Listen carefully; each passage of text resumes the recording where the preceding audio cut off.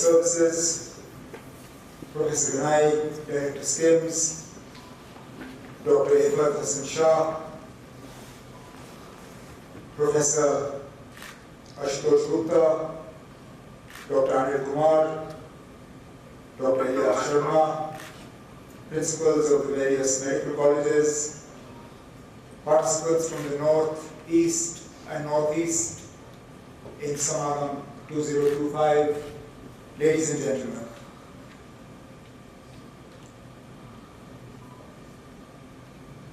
If in the previous term in office, when I was earlier Chief Minister, if you had invited me to participate in this workshop, it would have been a theoretical exercise for me. It would have been based on what I heard or what I read sitting in front of you. Today, this is not a theoretical exercise for me. It is very much a practical part of my life because, as most of you will know, my father is a kidney recipient.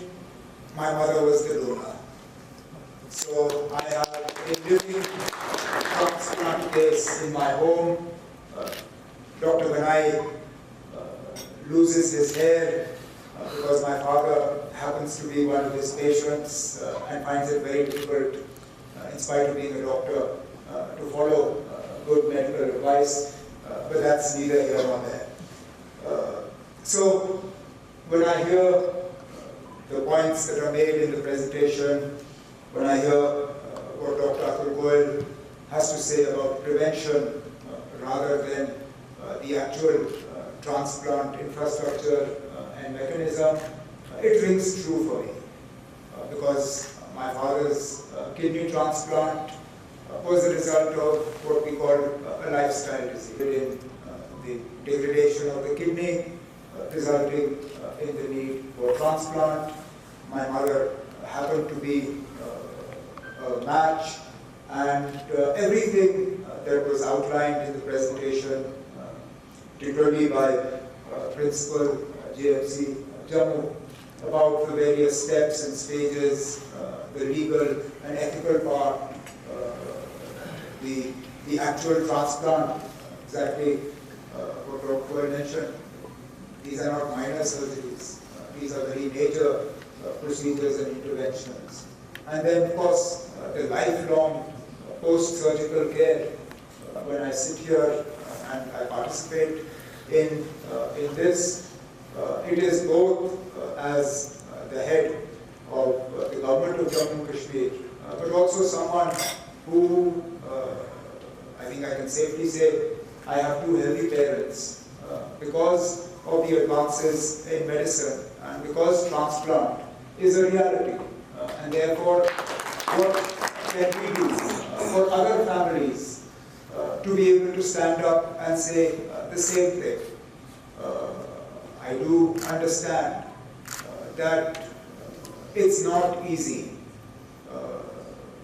Living donors, that's why if you look at our statistics, both JMC Jammu, Srinagar, SKIMS, all our transplants are live donor transplants. We don't have a single instance of a cadaveric transplant because donations are hard to come by. Why are donations hard to come by? Because of societal issues, because of religious issues. And like it or not, we can quote from one part of one of our religious scriptures or another, but for every quote that we can find to justify it, there will be those who will be able to find one to counter that argument. And perhaps we are the wrong people to have this discussion. We look at it from a scientific point of view, from the scientific temperament. This discussion has to be had by the people who go into religion with the same depth and focus that you go into medical texts.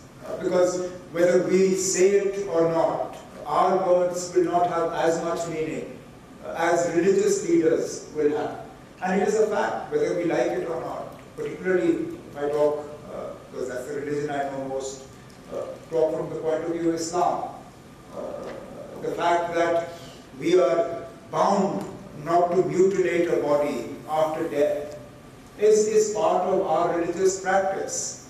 Now, that leads us to the debate or discussion: is transplanting or harvesting an organ, is it mutilation or is it protecting life? Now, this is what I'm saying. These are not points that you and I can argue. These are points where we need religious experts to sit down and debate and discuss, and then educate the population about what their findings are. Because unless we get the religious leaders to counter the arguments against cadaveric donation, none of the infrastructure we set up, none of the transplant centers, none of the green corridors will have any meaning. If you don't have organs to transplant, then whether you have a green corridor or not is irrelevant. If you don't have organs to transplant, if I have the best transplant centers in Jammu or in Srinagar or in Skims, again, will have no meaning. And similarly, let's face it, organs are harvested from people who have died when they are recently deceased. That is when the family is at its most vulnerable. That is when the family is most grief-stricken. To expect that a family will be able to make a rational decision to allow for organs to be donated from one of their loved ones is a very difficult sort of supposition to make. So therefore, while we discuss and debate and agree upon what are the medical infrastructure that needs to be put together, what are the procedures that are advanced and can be replicated, we also need to see medicines not being available without prescription is a very valid one.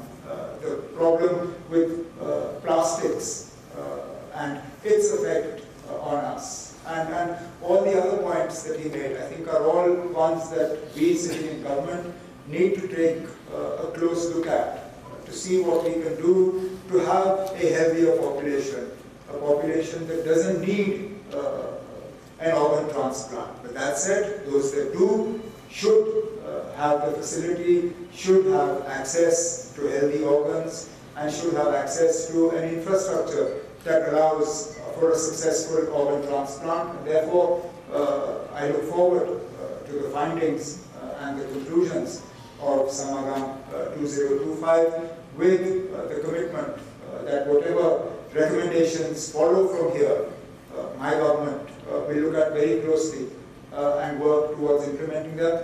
But I wish you all the very best, and thank you all for having me.